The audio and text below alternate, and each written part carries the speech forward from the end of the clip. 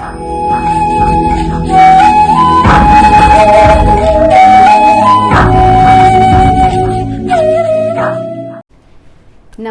जी सभी को। I welcome you all in the next video of electronics. तो electronics की दुनिया में हम छोटे छोटे डग भर के छोटे छोटे कदम बढ़कर बड़ी बड़ी मंजिलों की तरफ जा रहे हैं और बड़े बड़े कॉन्सेप्ट्स को समझने की कोशिश कर रहे हैं और बड़े बड़े हम लोग अप्लायंसेस जो हैं, इलेक्ट्रॉनिक अप्लायंसेस हैं, उनको समझने की कोशिश कर रहे हैं। तो कहते हैं ना कि धीरे धीरे हो जाएगा प्यार, इसी तरीके से धीरे धीरे हो जाएगा समुद्र पार इलेक्ट्रॉनिक्स का। तो हम लोग जो थे इलेक्ट्रॉनिक्स की गीता के तीसरे अध्याय पर पहुंचे हुए हैं। वहाँ पर हम लोगों ने ट्रांजिस्टर की डिस्कशन को बहुत डिटेल में शुरू किया है। वी हैव ऑलरेडी डिस्कस्ड कि ट्रांजिस्टर क्या होता है, कितने टाइप का होता है, और इसके अंदर हम लोगों ने बाईपोलर जंक्शन ट्रांजिस्टर बीजेटी को पढ़ना और अंडरस्टैंड करना शुरू किया, जिसके अंदर बाई मीन्स टू, पोलर मतलब चार्जेस, जिसके अंदर दो टाइप के charges majority and minority charge carriers current के फ्लो के लिए रिस्पॉन्सिबल होते हैं। उसको हम बाईपोलर जंक्शन ट्रांजिस्टर बोलते हैं। फिर उस बाईपोलर जंक्शन ट्रांजिस्टर को जब सर्किट्स में लगाया जाता है, so there are three configurations, common base, common emitter and common collector. हमने उनको भी डिटेल में डिस्कस कर लिया कि किस तरीके से काम करते हैं, कैसे उनका वोल्टेज एंड करंट वेरी करता है। तो जब ये सारी डिस्कशन हम लोग कर रहे थे तो हमारे सामने कुछ पैरामीटर्स जो हैं वो उभर कर आ गए, जिनकी बातें करनी बहुत ज़रूरी हो जाती हैं। वो थे current gains, alpha, beta and gamma for the transistors. Alpha था current gain for common base transistor, beta था common current gain for common emitter transistor and gamma was common gain for common collector, current gain for common collector transistor. तो ये बातें जो हैं वो हम लोगों ने करी हैं। आज हम इन अल्फा, बीटा, गामा को अच्छे से समझने की कोशिश करेंगे कि ये क्या है और इनके बीच रिश्ता क्या है, मतलब इनकी इंटर रिलेशनशिप क्या है और कलेक्टर करंट में इनका क्या रोल रहता है। आज हमें ये डिस्कस करना है। Means today we are here for analytical distribution of parameters of transistor, या मैं कहूँ कि physical characteristics of transistor, physical significance of transistor characteristics, इनकी बात हमें करनी है। या कहें कि गेन्स जो हैं, वेरियस गेन्स फॉर ट्रांजिस्टर्स, उनकी बातें हम लोग कर रहे हैं।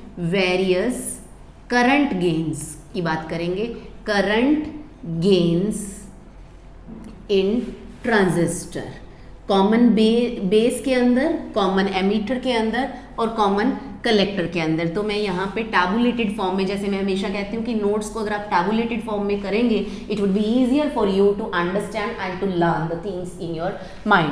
तो पहले यहाँ पर हम बात करेंगे कॉमन बेस ट्रांजिस्टर की, कॉमन बेस ट्रांजिस्टर।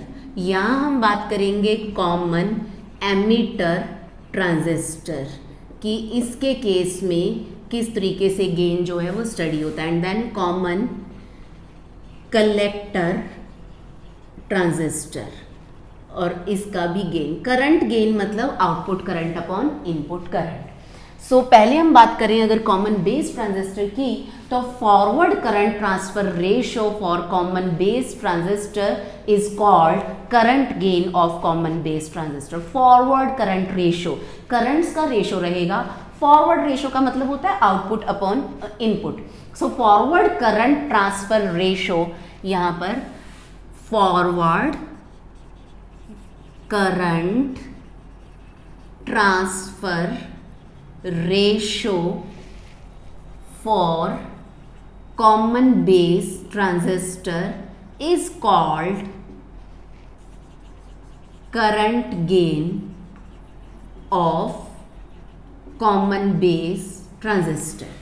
इसी तरीके से हम इधर बात करेंगे कॉमन एमीटर के अंदर, forward current transfer ratio for common emitter transistor is called current gain of common transistor. और इसी तरीके से हम इधर बात करेंगे कि forward current transfer ratio for common collector transistor is called current gain of common collector transistor. मतलब फॉरवर्ड करंट रेशो यानी कि आउटपुट करंट और अपॉन इनपुट करंट को हम लोग करंट गेन बोलते हैं। पहले हम बात करेंगे डीसी करंट गेन की। यहाँ पर दो टाइप का करंट गेन रहता है, DC current gain. Common base के लिए it will be represented by alpha D C हम लोग इसको इस तरीके से रिप्रेजेंट करते हैं, alpha D C, and it is defined as ratio of collector current to emitter current. Alpha D C it is defined as ratio of collector current to emitter current. We call it और या फिर वही output current upon input current, क्योंकि common base के अंदर output ली जाती है collector के अक्रॉस, तो आउटपुट करंट होता है कलेक्टर करंट, इनपुट दी जाती है एमीटर के थ्रू, इस वजह से इनपुट करंट होता है एमीटर करंट। तो output current upon input current is current gain. अगर हम डीसी ले रहे हैं तो कांस्टेंट वैल्यूज रहेंगी, स्टेडी वैल्यूज रहेंगी करंट्स की, there will be no change. तो ये होता है आप इसको आई सी बी और इसको आई ई बी लिख सकते हैं। इट इज़ कि जो कलेक्टर बेस टर्मिनल के अक्रॉस जो करंट रहता है वो आई सी होता है, और बेस एमीटर बेस के अक्रॉस जो करंट रहता है वो एमीटर करंट। इनपुट के अंदर एमीटर और यहाँ पर आउटपुट के अंदर कलेक्टर करंट होता है। और इसी तरीके से हम लोग अगर डिफाइन करना चाहें एसी करंट गेन, तो डेफिनेशन इसी टाइप की रहती है, अल्फा एसी हम इसको लिख देंगे। So alpha AC current gain of a common base transistor is defined as ratio of change in collector current to change in emitter current। AC क्योंकि चेंजिंग होती है, ऑल्टरनेटिंग करंट है, after fixed intervals of time ये change होता रहता है, इस वजह से यहाँ पर हमने ये डेल्टाज लगा दिए। These deltas represent the change in collector current पर unit change in emitter current. ये हो गया AC करंट गेन, ये हो गया इधर DC करंट गेन। और करंट गेन की कोई रेशो कोई यूनिट्स नहीं होते, बिकॉज प्योर रेशो है, एम्पियर और एम्पियर एक दूसरे को निस्तनाबूद कर देते हैं, काट देते हैं। लेकिन यहाँ पर कहानी एक ये रहती है, क्योंकि दोनों में चेंज आ रहा है कलेक्टर करंट और एमीटर करंट में, तो किसी एक चीज़ को तो कांस्टेंट रखना होगा, तो हम आउटपुट वोल्टेज जो होती है VCB उसको हम यहाँ पर रखते हैं कांस्टेंट।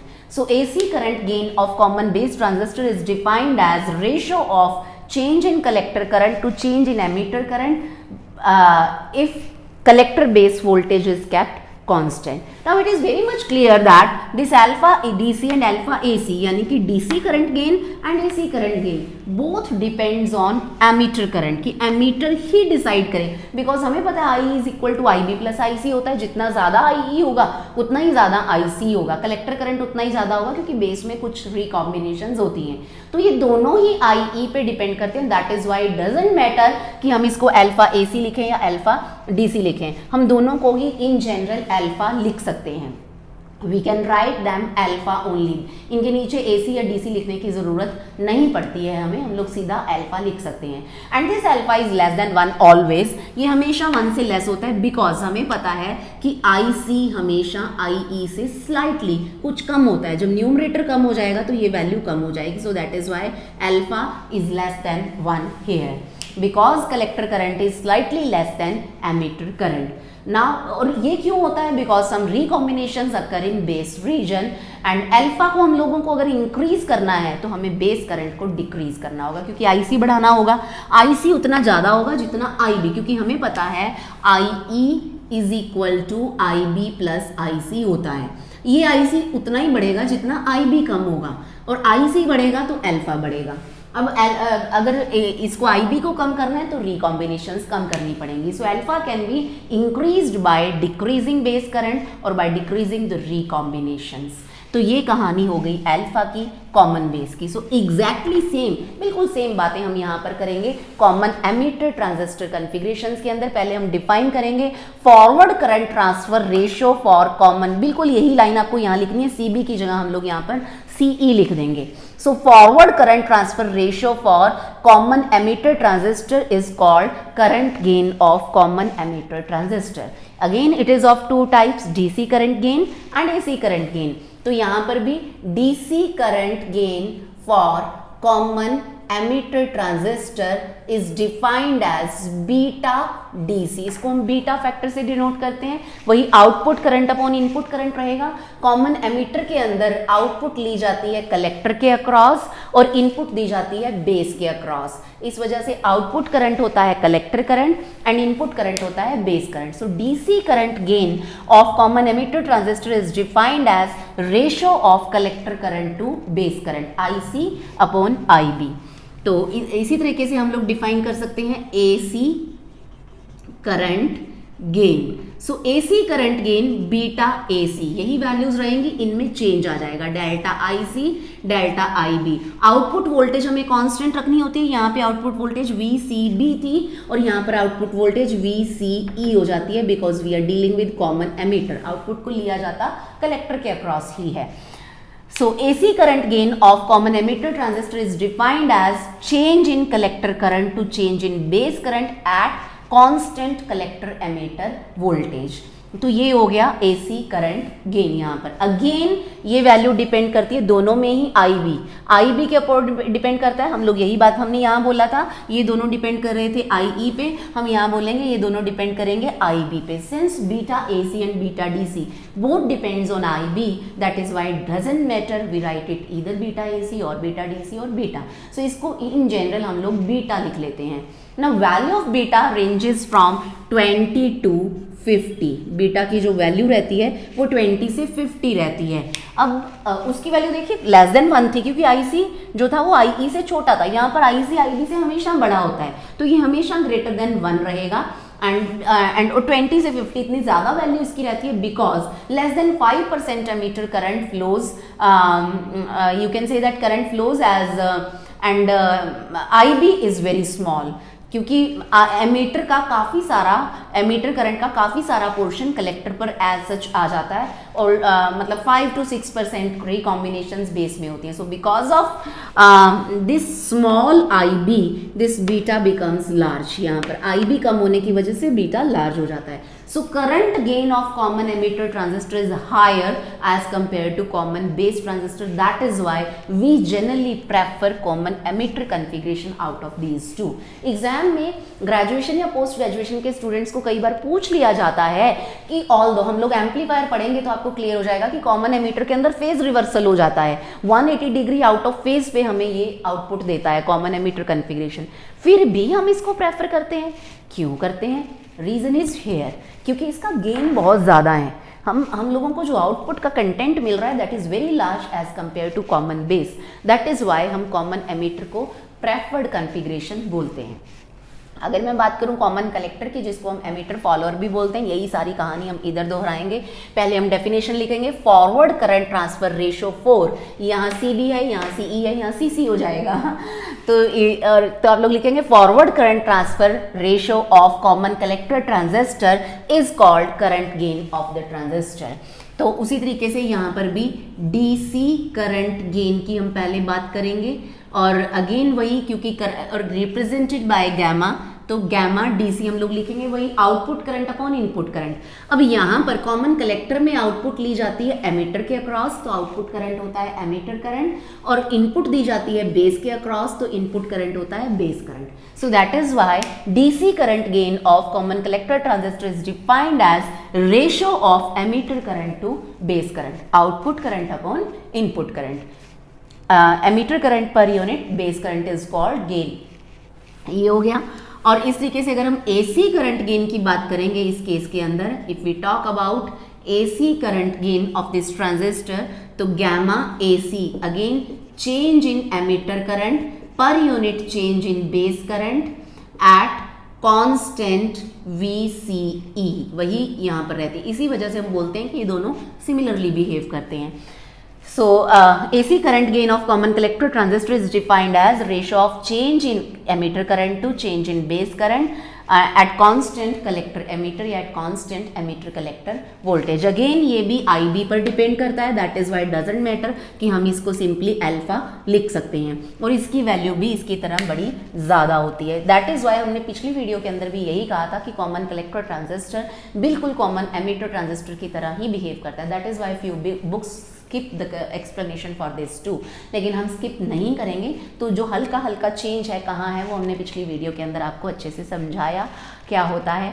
अब हम बात करेंगे कि जो कलेक्टर करंट है उसके अंदर इनका क्या रोल रहता है। So let us discuss now the expression for collector current. Give your heading here.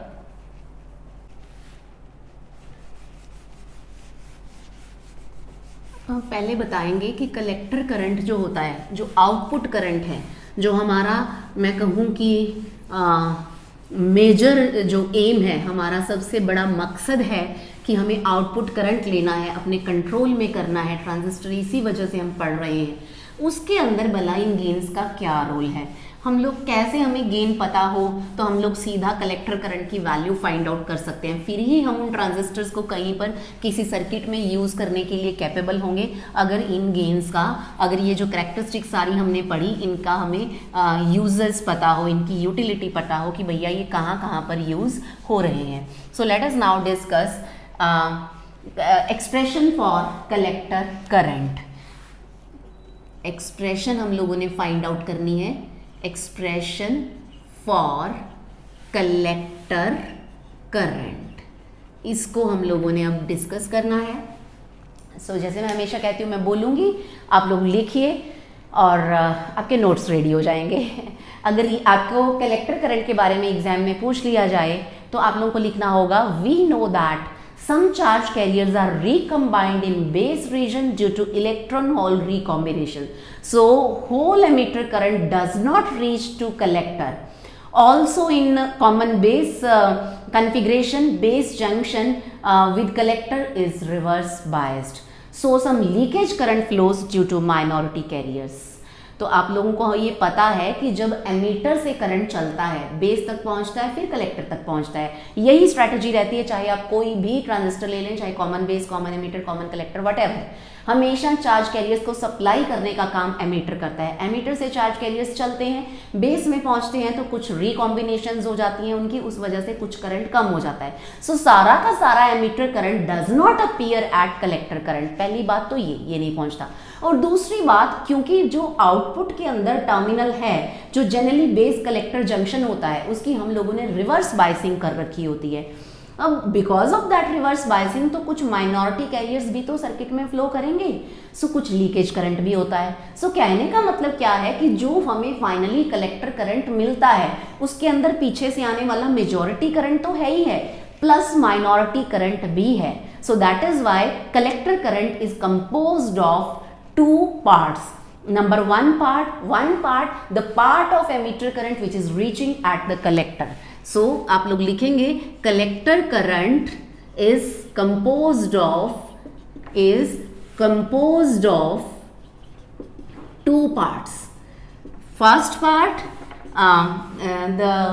you will say it is the part of emitter current reaching at collector. Part of emitter current जो collector पर आ रहा है, emitter current reaching at collector, यानी कि ammeter current का कुछ हिस्सा, IE का कुछ फ्रैक्शन। अब वो फ्रैक्शन कितना है, हम लोगों ने अभी गेन्स पढ़े हैं। कॉमन बेस के अंदर जो गेन था अल्फा, हमें पता है आउटपुट करंट था IC और इनपुट करंट था IE, तो यहाँ से IC is equal to alpha into IE हम लोग लिख पा रहे थे। तो ये अल्फा हमें यही बता रहा है कि भैया कितना पोर्शन करंट का आगे पहुंच रहा है उसमें से। तो वहां से हम लोग from the definition of this alpha we can write this IE, alpha into IE, ये वाला जो पोर्शन है करंट का, ये पहुंच रहा है कहाँ पर, ये जिसको हम मेजॉरिटी करंट बोलेंगे, इसको मैं मेजॉरिटी करंट बोल सकती हूँ। ये एमीटर करंट मेजॉरिटी कैरियर्स की वजह से जो कलेक्टर पर करंट पहुंचा वो ये वाला है। And number 2, the leakage current. Second part में इसका जो सेकेंड पार्ट रहेगा वो हो जाएगा leakage current. The leakage current due to motion of minority carriers due to reverse biasing of collector based junction, and it is generally smaller than alpha IE because minority carriers are very small as compared to the majority carriers. So that is why, और ये वाला जो generally होता है, इसकी बात हम लोग पहले पीछे करके आ चुके हैं, इट इज लीकेज करंट। तो अब ये जो बात करेंगे हम total IC, it will B I majority plus I minority, और इस माइनॉरिटी को ही हम लोग क्या बोल रहे हैं, I लीकेज, इन दोनों का सम है। अब जो मेजॉरिटी कैरियर्स है, और हमें पता है कि अगर IE 0 हो जाए, because this is alpha IE plus I leakage, अगर IE 0 हो जाए यहाँ पर, if IE is 0 then still leakage current is present at collector, and this is denoted by ICBO. It is collector base current with emitter open. कि भैया ammeter open का मतलब ammeter से आउटपुट ही नहीं आ रही। जो IE0 वाली कर्व होती थी, IE0 होने के बावजूद भी IC की वैल्यू हमें मिल रही थी करैक्टरिस्टिक्स के अंदर, वो यही थी, वो माइनॉरिटी कैरियर्स की वजह से ही थी। तो इसको हम ICBO लिख सकते हैं, अल्फा IE प्लस ICBO, कि अगर ये वाली टर्म यहाँ पर ना हो तो सिर्फ यही रह जाएगा। यानी कि ये वो करंट है जो लीकेज करंट है, जो सर्किट में तभी रहे, अकेला ये तभी रहेगा जब एमीटर ओपन है, पीछे से करंट नहीं आ रहा है। पीछे से आ रहा है तो दोनों का सम हो जाएगा। तो मैं इसको, अगर मुझे इसको सर्किट डायग्राम में रिप्रेजेंट करना है तो हमें पता है हमारा सर्किट कुछ इस तरीके से होता है। यहाँ से एमीटर को हमने क्या रख लिया, कॉमन रख लिया। इफ इट इज NPN, अगर आपको PNP लेना है तो आप अपनी एरो इधर लगा लेंगे, क्योंकि हमने PNP की डिस्कशन जनरली करी थी। तो ये कॉमन हो गया यहाँ से, like this is emitter, this is base and this is collector. इसको और ये जो करंट है ये सर्किट में कुछ इस तरीके से तब फ्लो करता है जब एमीटर से पीछे से इधर वाला करंट ऑपोजिट डायरेक्शन में होता है, और ये वाला करंट यहाँ से एमीटर, ये दोनों डॉट्स यहाँ से ये gap, this is representing that emitter is open. तो सर्किट में हम इसको इस तरीके से शो करते हैं। तब ये सर्किट में आना शुरू हो जाता है, काम करना शुरू कर देता है। जब ये नहीं होता तो ये डोमिनेट करता है। जब IE ना हो, पीछे से अल्फा IE ना आया हो, तब ये डोमिनेट करता है। तो इसको हम बोलते हैं collector base current with emitter open. तो ये जो है एक्सप्रेशन रहती है कलेक्टर करंट की, कि टोटल कलेक्टर करंट हमें ये लेना होता है। तो अब हमें बात करनी है इनकी इंटर रिलेशनशिप की, कि अल्फा, बीटा और गामा, इनकी आपस में इनका रिश्ता क्या है, कि भैया हमें एक पता हो तो हम दूसरा या तीसरा कैसे पता करेंगे। Let us discuss it now.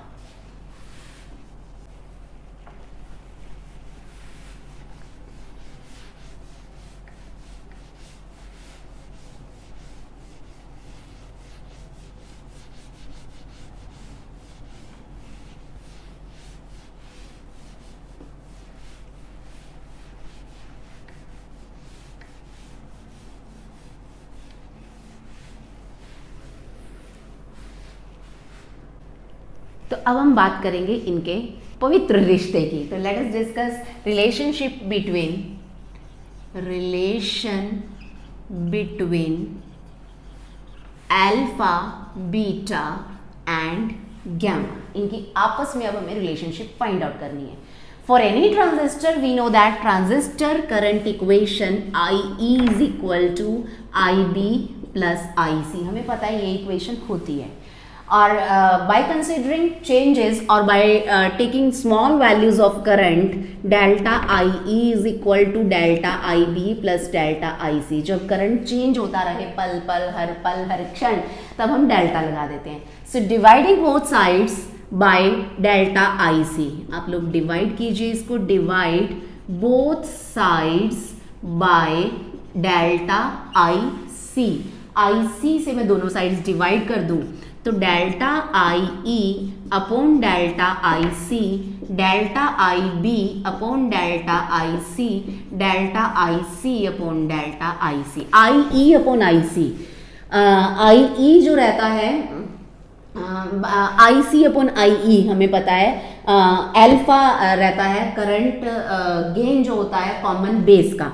तो इसको मैं लिख सकती हूँ 1 upon alpha, IB upon IC, और IC upon IB common ammeter का करंट गेन होता है। इसको मैं 1 बाय बीटा लिख सकती हूँ, दिस इज 1। यहाँ आप लिख सकते हैं because alpha is equal to delta IC upon delta IE and beta is equal to delta IC upon delta IB, we know this.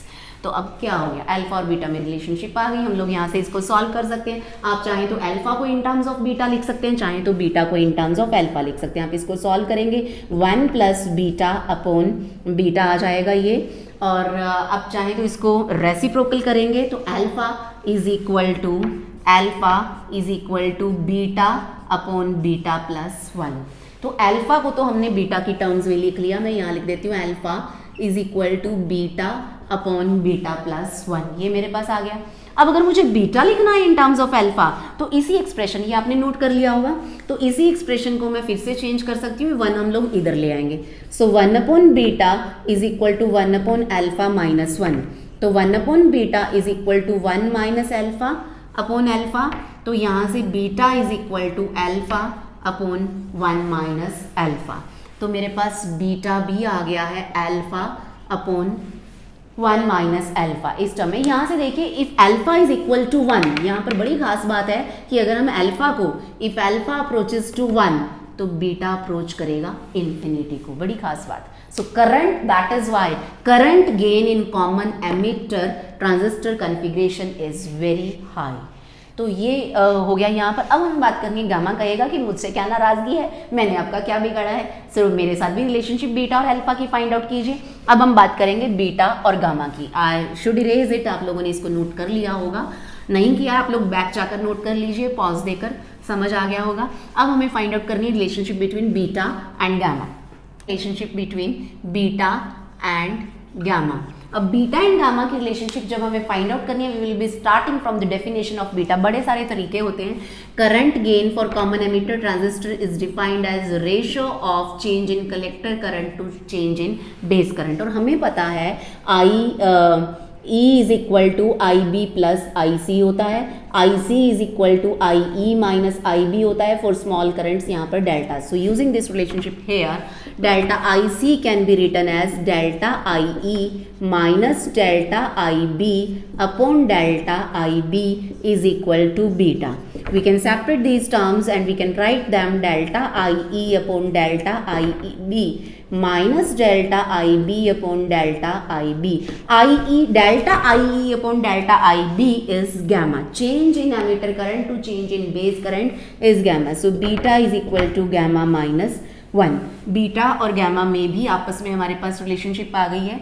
Beta is equal to gamma minus 1. Gamma is equal to beta plus 1. आप जो चाहें वो लिख सकते हैं, जिससे आपको ज़्यादा प्यार है आप उसके फेवर में जाकर बात कर सकते हैं. अब अल्फा नाराज़ हो जाएगा कि बीटा का तो 2 टाइम्स कर लिया, मुझे छोड़ दिया. तो चलिए अब हम डिस्कशन करते हैं relationship between alpha and gamma. यहाँ पर मैं अल्फा एंड गैमा कर देती हूँ. अब जब अल्फा एंड गैमा करना है तो we will be starting from the definition of alpha. और अल्फा की डेफिनेशन होती है change in collector current to change in emitter current. ये कहानी हो गई.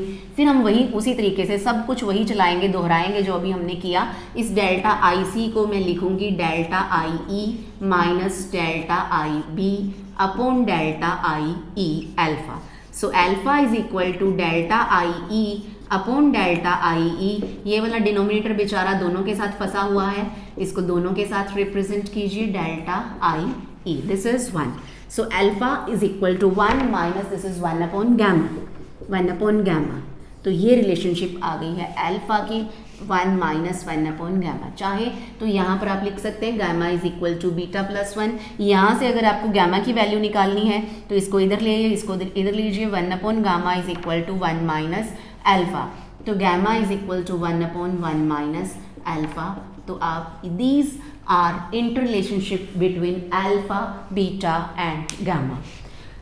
कोई एक आपको पता है, कोई दूसरा या तीसरा आप पता कर सकते हैं. अब हम इनकी इंक्लूजन करेंगे. अब हमें ये समझ आ रहा है कि बीटा और गामा दे बिहेव सिमिलरली, क्योंकि कॉमन बेस और कॉमन कलेक्टर एक दूसरे की तरह ही बिहेव करते हैं और सिमिलर सी वैल्यूज होती हैं. तो आप चाहें तो किसी को भी लिख सकते हैं, आप चाहें तो बीटा यूज़ कर सकते हैं, आप चाहें तो गैमा यूज़ कर सकते हैं. और generally most of the books consider alpha and beta, क्योंकि कॉमन एमिटर की टर्म्स में लोग ज़्यादा बात करते हैं. फ़र्क कोई भी नहीं पड़ेगा अगर आप कॉमन कलेक्टर को भी यूज़ करें. कॉमन कलेक्टर को ज़्यादातर यूज़ किया जाता है इम्पिडेंस मैचिंग के केस में. So now I must write accurate current expressions. So अब यहाँ हम बात करेंगे करंट की एक्सप्रेशंस के अंदर क्या रोल रह जाता है. We will be discussing accurate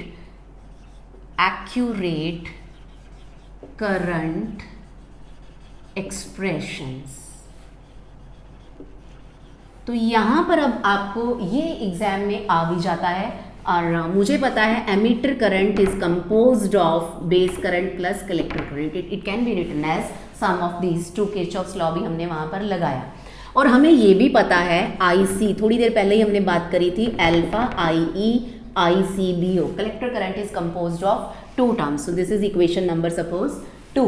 now this put 1 in equation number 2. I E की ये वैल्यू पुट 1 इन 2. तो I C is equal to alpha I B plus I C plus ICBO। Bracket देखते ही हमारे दिमाग में होता है इसको एक्सपैंड कर दें, तो हम लोग कर सकते हैं। किसने मना किया है, कीजिए। Alpha IB plus alpha IC plus ICBO। अब सिमिलर टर्म्स हम मैथमेटिक्स के अंदर हमारा मन करता है कि हम इनको एक साइड रखें, तो हम इसको इधर ले आएंगे। अल्फा IC को इधर आके इनमें से IC कॉमन निकल जाएगा, तो 1 minus alpha IB and ICBO, ये हो गया। अब आप चाहें इसको 1 अपॉन अल्फा को इधर लेकर जा सकते हैं। IC is equal to alpha upon 1 minus alpha IB ICBO upon 1 minus alpha. आप चाहें तो इनको लिख सकते हैं, this alpha upon 1 minus alpha is beta. आप इस एक्सप्रेशन को IC is equal to beta IB plus यहाँ पर 1 अपॉन 1 माइनस अल्फा को आप बीटा प्लस 1 जो है वो भी लिख सकते हैं। You can write it beta plus 1, it is beta plus 1 ICBO। चाहे तो आप ये लिख लीजिए, आप चाहे तो इसको गैमा भी लिख सकते हैं। 1 अपॉन 1 माइनस अल्फा हमें पता है गैमा होता है, तो यही एक्सप्रेशन ऐसे भी लिखी जा सकती है। IC is equal to beta IB plus हमें पता है 1 अपॉन 1 माइनस अल्फा होता है गैमा, गैमा ICB। मीन्स एक ही एक्सप्रेशन के अंदर अल्फा बीटा गामा सब हम लोग ये वाली एक्सप्रेशन IC की इन टर्म्स ऑफ अल्फा है, ये वाली एक्सप्रेशन इसकी इन टर्म्स ऑफ बीटा है, और यहाँ पर बीटा को भी आपने हटाना है तो आप यहाँ पर गैमा माइनस 1 लिख सकते हैं। So this expression is in terms of gamma. तो जो कलेक्टर करंट होता है उसको in terms of alpha, in terms of beta and in terms of gamma किसी भी फॉर्म में आप लोग एक्सप्रेस कर सकते हैं। Now if IB is equal to 0, अगर IB 0 हो जाता है then base circuit is open and there exist a leakage current from collector to emitter and we call it ICEO। उस केस में हम इसको ICEO, जब IE 0 था तब हम ICBO बोलते थे कि कलेक्टर बेस करंट है, एमीटर ओपन है। यहाँ पर हम इसको ICEO बोलेंगे कि कलेक्टर एमीटर करंट है एंड बेस ओपन है। तो आप लोग ये कह सकते हैं कि जो कलेक्टर करंट है विद बेस ओपन, सो ये जो बीटा प्लस 1 ये वाली जो टर्म है दिस वन, इस सारी को हम ICEO लिख सकते हैं। इसको जनरल एक्सप्रेशन के साथ कंपेयर करें ये वाली के साथ। यहाँ पर अल्फा IE इंटू ICBO था, तो बीटा IB और इस टर्म को हम लोग लिख सकते हैं। So IC can also be written as beta IB plus ICEO इस करंट का, और ICEO जो होता है it is equal to beta plus 1 ICBO। तो देखिए कितना इंटर रिलेशनशिप जो है कितना आसान है, आप किसी को भी किसी में भी पुट कर सकते हैं और किसी भी फॉर्म में कलेक्टर करंट की जो एक्सप्रेशन है उसको एक्सप्रेस कर सकते हैं। So this is the analytical approach how a transistor works. किस तरीके से इसकी इक्वेशंस जो होती हैं, गेन्स जो होते हैं एक दूसरे के साथ जुड़े हुए हैं। हमें एक के बारे में पता है, हम दूसरे या तीसरे के बारे में बड़ी आसानी से पता कर सकते हैं। सो ये कहानी थी। आप लोग एक बार फिर से इसको देखना चाहें देख सकते हैं, नोट करना चाहें कर सकते हैं। ये कहानी थी ट्रांजिस्टर के मैथमेटिकल एनालिसिस की। तो इसके बाद हम अगले खूबसूरत वीडियोस के अंदर खूबसूरत टॉपिक्स के साथ, खूबसूरत टॉपिक्स के साथ, खूबसूरत न्यूमेरिकल्स के साथ आपके साथ मुलाकात करेंगे। आज के लिए इतना ही। Thank you so much, have a good day, goodbye all of you.